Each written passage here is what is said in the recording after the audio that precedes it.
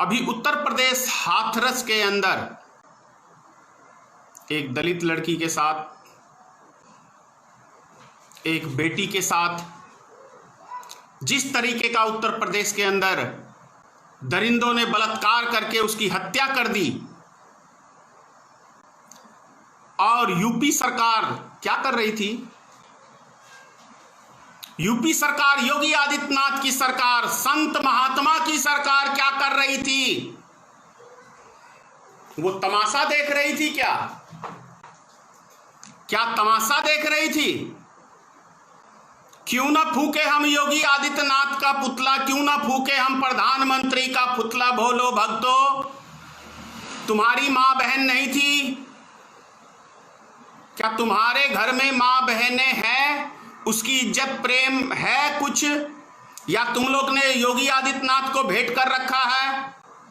या अर्नम स्वामी जैसे भड़ुए पत्रकारों के समर्थक बनते हो तुम लोग? जी न्यूज के पत्रकारों के भड़ुओं को समर्थक बनते हो? न्यूज 18 के समर्थक बनते हो तुम लोग? देख क्या रहे हो? क्या इस देश के अंदर मानवता खत्म हो गई है? आज कहां वो मर गए वो पत्रकार जो कंगना के लिए कौन सा शब्द कहा था एक, वो याद है ना? उस शब्द पे तो पूरे देश में बड़ा बवाल मचा था। ये गोदी मीडिया जो है, अर्नम स्वामी, ऐसे लग रहा था इसकी बहन की इज्जत लुट गई। सारे गोदी मीडिया की बहन की इज्जत लुट गई, और आज एक गरीब की बेटी की इज्जत जो लुट गई देश के अंदर, फिर ये भड़ुए पत्रकार कहां पे गायब हैं? आज कहां पे ये गायब हैं? क्या ये किसी की मां बहन बेटी नहीं है? क्या ये भारत की बेटी नहीं है? इसके लिए आवाज नहीं उठेगा। और कहां है वो भड़ुए? भड़ुए कह रहा हूं, कहां है वो जो उस कंगना के लिए रोड पे उतरे थे? कहां है वो करनी सेना? मर गए। जातिवाद की बीमारी फैलाने वाले करनी सेना मर गए। क्या ये भारत की बेटी का इज्जत नहीं लूटा गया? क्या भारत का इज्जत नहीं लूटा गया? कहां है वो देश के दरिंदे? वैसे दरिंदों को गोली मारो, बीच चौराहे पे गोली मारो। जिस तरीके से उस बेटी के साथ बलात्कार करके उसकी रीढ़ की हड्डी तोड़ दी गई, उसके हाथ पैर तोड़ दिए गए, उस मासूम को जिंदा जला के मार दिया गया, कहां है वो? आज रोड पे नहीं उतरोगे? आज क्यों नहीं रोड पे उतरोगे? वो तुम्हारी जाति की नहीं है। अरे बीमारी भारत के बीमारी करनी सेना है, भारत का बीमारी आरएसएस है। ये बीमारी भारत को बीमार करके छोड़ दिया है, बीमार करके छोड़ दिया है भाई। ये बीमारी भारत का, अगर यदि यही कोई फॉरवर्ड की बच्ची समाज के अंदर जरा भी अपमानित होती तो हिंदुस्तान के जितने भड़ुए पत्रकार हैं सारे ये लग जाते। वो भारत की बेटी है, एक नाचने वाली भारत की बेटी नजर आ रही है जो 2 रुपए पे कपड़े उतारती है, और एक गरीब परिवार की बेटी की इज्जत लूट लिया, उसको जान से मार दिया गया इन भड़ुओं को। वो भारत की बेटी नहीं है क्योंकि वो गरीब परिवार से है।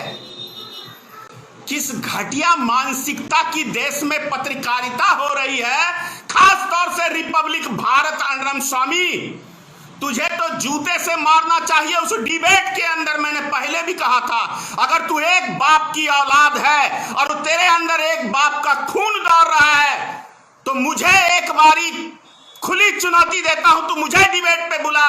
तेरी पत्रकारिता कहां घुसा दूंगा और तुझे मैं बताऊंगा कि पत्रकारिता होता क्या है और एक पत्रकार का कर्तव्य क्या है। ये चूतड़ उछाल के जो डिबेट करता है, ये पत्रकार का कहीं भी लक्षण लगता है क्या? गली का एक गली का जो 2 टके का बदमाश होता है, तो वो उठल्लू पत्रकार है। पत्रकार की पता ही नहीं है तुझे भाषा क्या होती है, उसकी मर्यादा क्या होती है। टीवी डिबेट के ऊपर चिल्लाने से कोई पत्रकार नहीं बन जाता है।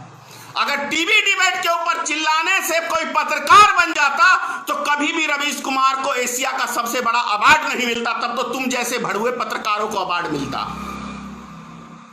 तुम्हारे जैसे भड़ुए पत्रकारों को टीवी डिबेट का अब अवार्ड मिलता, वरिष्ठ पत्रकार का। लेकिन तुम्हारे को सिर्फ और सिर्फ एक अवार्ड मिला हुआ है अंधभक्तों का, जिनकी 2 रुपए की औकात नहीं है और वो अंधभक्ति में डूबे हुए हैं। और नरेंद्र मोदी का अवार्ड मिला हुआ है तुम्हें, इसके अलावा नहीं। उसके चरण धो के पीते हो हरामियों, उसके चरण धो के पीते हो तुम लोग। तुमको देश से प्रेम नहीं है, इस देश के नागरिक से प्रेम नहीं है। बाप बड़ा ना भैया, सबसे बड़ा रुपया मुद्रा से प्रेम है, मुद्रा से प्रेम है। पत्रकारिता को यदि कलंक किया है तो अर्नब स्वामी जैसे भड़ुए पत्रकारों ने किया है। अगर पत्रकारिता को कलंक किया है तो जी न्यूज के क्या कहते हैं उसका नाम मैं भूल गया हूं, वो उसने कलंकित किया है। न्यूज 18 का जो है, ये सब पत्रकार जो हैं, एक वो है नरेंद्र मोदी की औलाद अंजना ओम कश्यप, आज तक में वो अपने पिताजी की जगह एक दिन नरेंद्र मोदी का नाम ले रही थी, ये मेरा बाप है।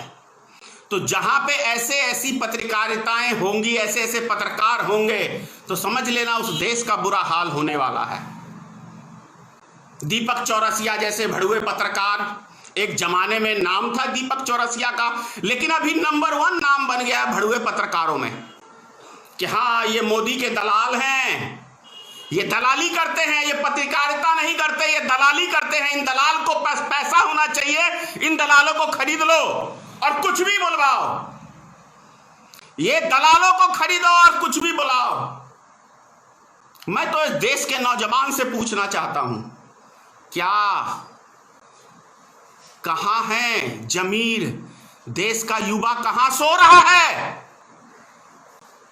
जो बेटी का अपमान हुआ मनीष का, वो अब तो दुनिया में भी नहीं रही।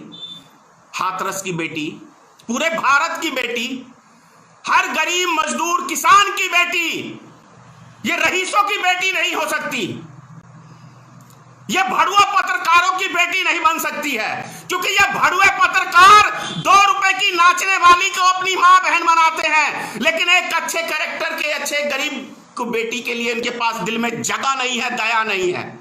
ये भड़ुए पत्रकारों के दिल में जगह नहीं है उन बेटियों के लिए, क्योंकि ये खुद ही किसी उठल्लू परिवार से आते हैं, किसी उठल्लू से शादी विवाह कर लिए, पता नहीं कौन सी अच्छे खानदान की तो इनकी होंगी नहीं कोई।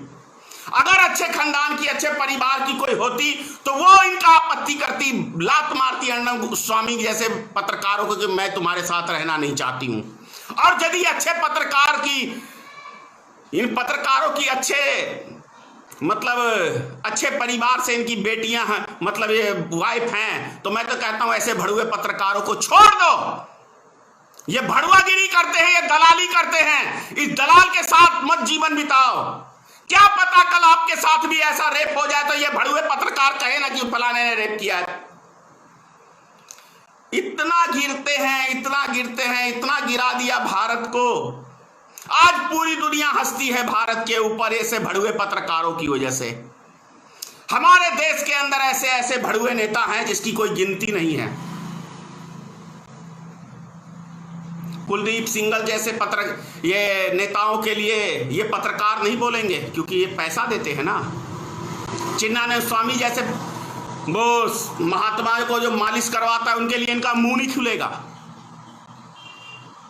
लेकिन एक हरामखोर शब्द पे कितना बड़ा मुंह खुलता है कि एक विपक्षी पार्टी ने हरामखोर कह दिया देश की बेटी को। अबे हरामखोर पत्रकारों, अबे हरामखोर पत्रकारों, आज तुम्हारा जमीर मर गया क्या? कहां है जमीर? क्या आज भारत की बेटी का इज्जत नहीं लूटा गया, उसका मर्डर नहीं किया गया?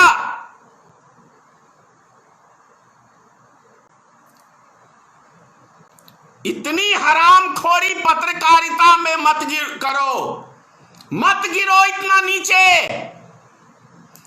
क्या पता कल तुम्हारी भी बेटी का नंबर आ जाए। पत्रकारों सुन लो, हरामखोर पत्रकारों, अगर उसकी जगह तुम्हारी बेटी का भी यही हश्र होगा तो दोबारा तुम मीडिया में इसका जिक्र मत करना इसका जिक्र कि मेरी बेटी के साथ बलात्कार हुआ या मेरी बेटी के साथ हत्या हुई। अगर यही दिन अगर कहीं तुम्हारी बेटियों के साथ होगा, क्योंकि ये भेड़िए किसी के नहीं होते, ये राक्षस किसी के नहीं होते हैं।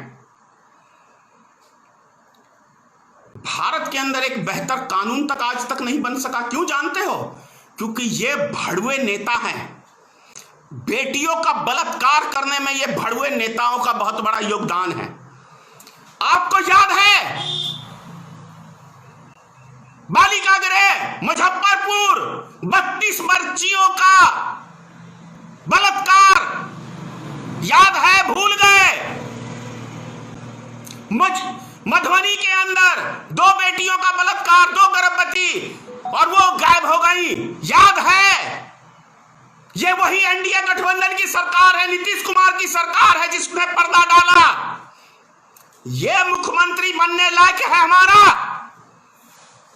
ये बेहुदा मुख्यमंत्री बनेगा बिहार का, जो एक निष्पक्ष जांच नहीं करा सका? ये मुख्यमंत्री बनेगा हमारा? ये बिहार को चलाएगा? विकास पुरुष को लाएगा? विनाश पुरुष है नीतीश कुमार, विनाश पुरुष, बिहार का विनाश करने वाला पुरुष है ये। कहां गया वो भागलपुर का जो घोटाला हुआ था बैंक का? सुशील कुमार मोदी की बहन उसमें फंसी थी। हुई उसकी जांच, हुई उसकी जांच। इलेक्शन आ गया, फीता काटने विकास पुरुष बनेंगे इलेक्शन में, फीता काट के मोदी भी और ये भी। ये हमारे देश को चलाएंगे, हमारे उसको चलाएंगे, प्रदेश को। अरे जिसकी एक निष्पक्ष, जिस बिहार में जांच तक नहीं जो मुख्यमंत्री करा सकता है, वैसे मुख्यमंत्री को मैं कहता हूं 2 मिनट रहने का अधिकार नहीं है, 2 मिनट रहने का अधिकार नहीं है। एक के बाप ने पूरे बिहार की, क्या कहते हैं, लालू जी के शासनकाल में पूरे बिहार की एक फैक्ट्री को बंद कर दिया गया और नीतीश कुमार की सरकार में सबको बेच दिया गया।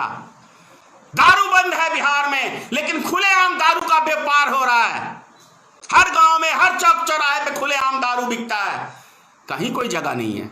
ये हमारे देश को चलाएंगे, ये हमारे प्रदेश को चलाएंगे। वो प्रधानमंत्री, जुमलेबाज प्रधानमंत्री, क्या मन की बात में कभी यह नहीं आता कि हमारे देश में हमारे गरीब किसान मजदूर बहनों की, माताओं की इज्जत लूट ली जाती है? उनके लिए क्या काम किया है? क्या काम किया है नरेंद्र मोदी जी? सर मुड़वाने से और भगवा वस्त्र पहनने से कोई साधु संत नहीं हो जाता मिस्टर योगी आदित्यनाथ। तब तो मैं भी गंजा हूं, बस वस्त्र पहनने की जरूरत है, फिर तो तुम्हारे से भी बड़ा मैं संत महात्मा बन जाऊंगा। तुमने मंदिर नहीं बनवाया है, लेकिन धनेश्वर महतो ने 8 कट्ठा में मंदिर बनवाया है, तब तो मैं इस इलाके का सबसे बड़ा संत बन जाता, मधुबनी जिले का। लेकिन नहीं, मैं संत नहीं हूं, मैं महात्मा नहीं हूं। अरे कितना ढोंग करोगे भाई, कितना ढोंग करोगे योगी आदित्यनाथ? ढोंगी बाबा के नाम से प्रसिद्ध हो गए हो। हिंदुस्तान का ढोंगी बाबा योगी आदित्यनाथ, जिसकी सत्ता के अंदर सबसे ज्यादा बलात्कार हमारी माता बहनों का हुआ है यूपी में सबसे ज्यादा बलात्कार हुआ है। और ये योगी आदित्यनाथ टकला फेरते हैं, वस्त्र पहनेंगे पीला, हम तो हैं संत, बनाएंगे रामचंद्र जी का रामराज। अरे कंसराज में भी इतनी अत्याचार कम से कम महिलाओं के ऊपर नहीं हुई होगी। महाभारत याद कर लो, रामायण याद कर लो, सीता माता का अपमान, सर्वनाश हुआ था, द्रौपदी का अपमान, सर्वनाश हुआ था। उसी तरह से मिस्टर योगी आदित्यनाथ, तुम्हारी सत्ता के अंदर जितनी माता बहनों का बलात्कार हो रहा है, तुम्हारा भी सर्वनाश होगा। और ये भगौड़े घरवाली छोड़ के भागने वाले प्रधानमंत्री नरेंद्र मोदी मुस्लिम महिलाओं को 3 तलाक का इंसाफ देंगे। अरे अपनी घरवाली को तो कभी इंसाफ दे नहीं सका जुमलेबाज प्रधानमंत्री। क्या देगा देश को, क्या देगा? देश को बर्बाद कर दिया मिस्टर प्रधानमंत्री नरेंद्र मोदी जी। कुछ लायक नहीं हो, नपुंसक प्रधानमंत्री है हमारा। जय हिंद। मैं देश की युवा पीढ़ी से प्रार्थना कर रहा हूं हाथ जोड़ के कि रोड पे उतरो ऐसी सत्ता के खिलाफ जिसने आपका भविष्य खराब कर दिया है। आपकी माता बहनों के ऊपर जो ये बुरी नजर डालते हैं उनकी आंखें निकालने का साहस करो। इनसे सत्ता नहीं संभल रही। हमें एक लड़ाई लड़ने की बहुत आवश्यकता है। ये रंडुओं की सरकार से हमें फिर से लड़ाई लड़ने की आवश्यकता है। ये रंडुए हमारी माता बहनों पे बुरी नजर डाले रहते हैं। ये सिर्फ एक नौटंकी करते हैं कि हम देश के लिए हैं। ना ये देश के हैं, ना ये परिवार के हैं, ना इस समाज के हैं। ये किसी तीसरे समाज के व्यक्ति हैं जिसको हमारी समाज से कोई मोह माया नहीं है, हमसे कोई मोह माया नहीं। हमारे देश से प्रेम है, ना हमारे देश के नागरिक से प्रेम है। नहीं तो जब हमारे ये कोरोना वायरस के अंदर हमारे गरीब मजदूर व्यक्ति रोड पे पैदल चल रहे थे, भूख से मर रहे थे, कोई एक्सीडेंट से, कोई रेल से कट के, तो ये नपुंसकों को सरकार, ये रंडुओं की सरकार के दिल के अंदर कोई दया नहीं हुई इस हिंदुस्तान की जनता के लिए। कोई दया नहीं हुई इस गरीब मजदूर के लिए। और इनसे हम उम्मीद रखेंगे। इनसे रंडुओं से उम्मीद मत रखना भाइयों। इन रंडुओं की सरकार को उखाड़ के फेंक दो। बिहार में भी नीतीश कुमार एक रंडुआ ही है। नेशनल दस्तक की आपसे गुजारिश है कि अगर इसको बचाना चाहते हैं तो नेशनल दस्तक को सब्सक्राइब करने के लिए रेड कलर के सब्सक्राइब बटन को दबाएं, फिर बेल आइकन की घंटी दबाएं। नेशनल दस्तक को बचाने के लिए बहुत जरूरी है कि हर खबर को शेयर करें, लाइक करें, कमेंट जरूर करें।